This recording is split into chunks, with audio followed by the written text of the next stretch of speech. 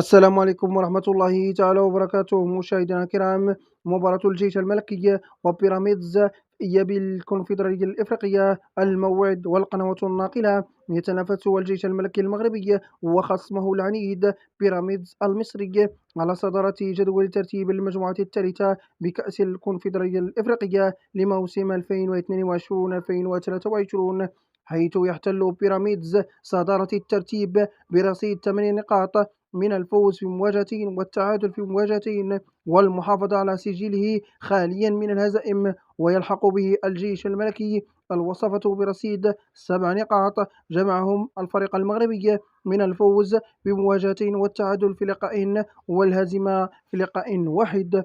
يذكر أن خيم التعادل الإيجابي على أجواء مباراة الذهاب التي جمعت بيراميدز بخصمه الجيش الملكي بنتيجة هدفين لكل منهما.